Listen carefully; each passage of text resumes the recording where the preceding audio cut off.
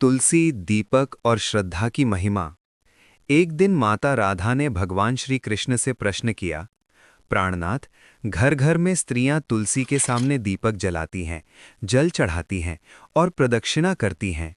क्या केवल परंपरा ही इसका कारण है या इसके पीछे कोई दिव्य रहस्य भी है?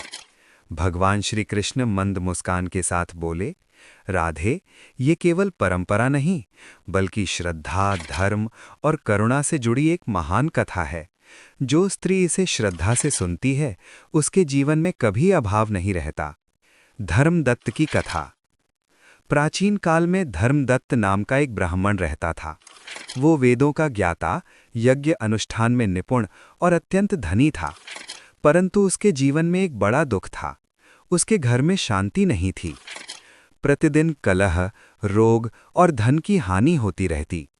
धर्मदत्त और उसकी पत्नी हर उपाय कर चुके थे, पर संकट कम न होते। एक दिन वे नारद मुनि के पास पहुंचे। धर्मदत्त बोला, हे देवर्षि, हमने किसी का अहित नहीं किया, फिर भी हमारे घर में दुख क्यों है? नारद मुनि ने ध्यान लगाया और बोले, धर्मदत्त, पूर्व जन्म में तुमने एक तुलसी के पौधे को तुच्छ समझकर उखाड़ दिया था। उस दिन किसी साध्वी ने उसी तुलसी के आगे दीपक जलाया था, पर तुमने उसका अपमान किया।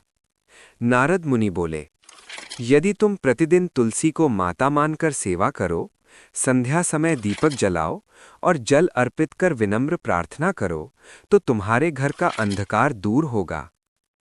धर्मदत्त ने उसी दिन से नियम आरंभ किया।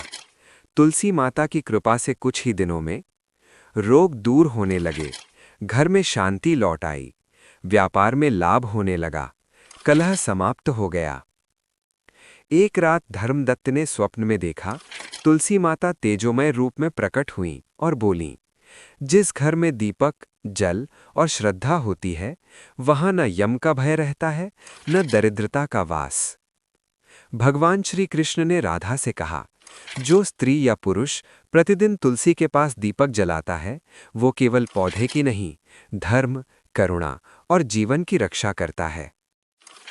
कथा का फल।